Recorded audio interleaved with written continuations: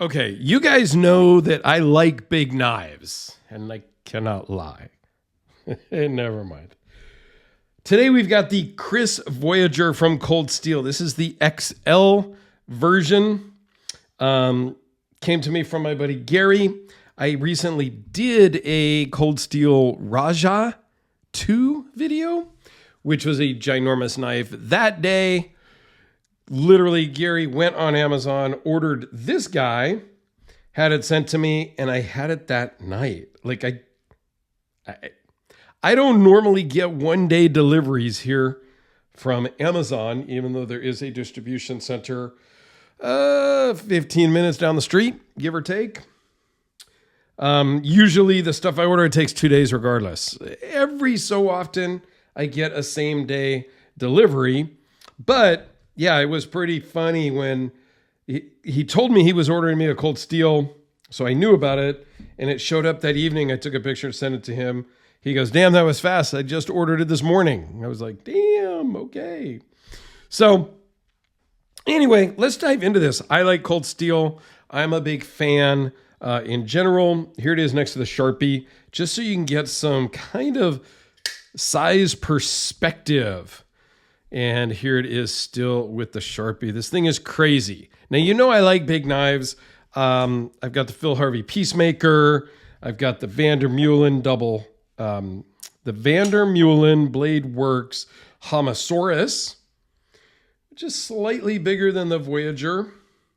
And then I've got the 6-inch bladed Instigator. See if I can even get these lined up to be in the frame. Yeah, so I like my big knives. Now, obviously, all three of these ones are probably a bit too big to carry on a regular basis. But you also do know that I carry the King Battle from Frank Fisher pretty much every day. Well, every day since I've got it, 150 something, 160 days. I don't know. I'd have to check. I have a thing, so I know how long it's been. So this is a big knife too, but it is something that I can carry. It's 10 and a half, 12 ounces, something like that.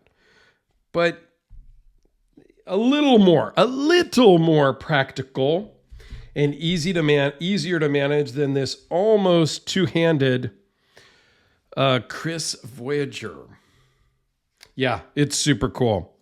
This weighs in only at 7.5 ounces, so it is easily carryable. A lot of it does stick out of your pocket, but it actually does work. You could carry this if you wanted, but this is more of one of those funsy type things to have, right? So it's 6 3/4 closed, 11 7/8 overall, with a 5.27-inch blade. The packaging says 5.5. I don't know where they measure from, but my caliper from the edge of the scale to the tip of the blade is 5.27 with 4.7-inch cutting edge of AUS 10A. This thing is crazy sharp. This will get a lot of cutting done with that Kris blade, and we're going to talk about where that came from in just a minute. So, yeah, it is a lockback. It is their triad lock. I don't know if they call that a lockback or they just call it the triad lock. Of course, Cold Steel says it is the strongest lock in the world. Okay. I have heard Demko say that the Shark Lock is the strongest lock in the world. There's a coffee shop down the street from me that says they've got the world's best coffee, which we all know is not true because the world's best coffee was in the movie Elf. Because, well, yeah, you know what I mean. Okay, so people can say what they want to say. Now, it has aluminum liners and GrivX scales. Super grippy.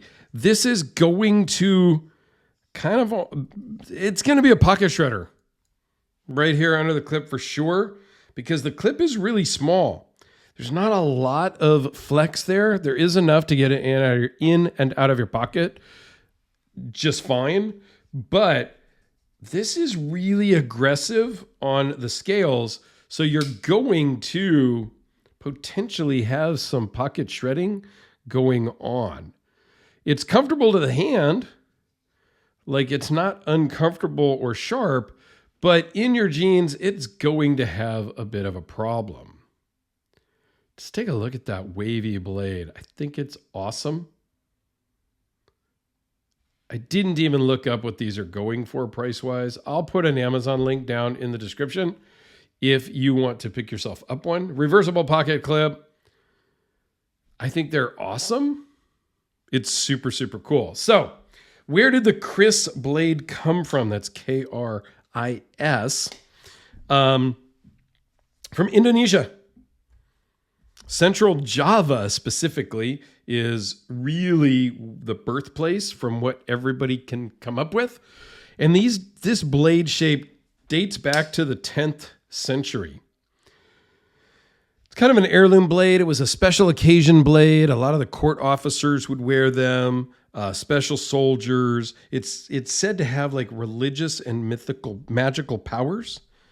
And it was really a matter of social standing if you had a Kris bladed sword. Back then, they didn't have folding knives, of course, but they had swords and short daggers and things like that really was kind of a sign of some social standing, okay?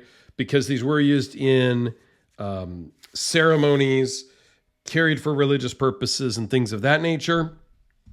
So, yeah, it's a pretty cool history if you go and you kind of read up about it. I thought it was kind of cool. So that adds to some of its fun factor. And it is fun. It is big. It's really not something you're going to carry around on a daily basis, okay?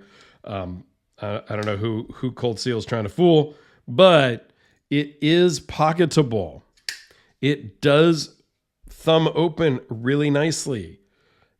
It's built really well. There is no blade play. It is super solid, and it comes razor sharp. Yeah, let's see what I have. I got a piece of cardboard here. We'll just do a little quick cutting. Don't tell Gary.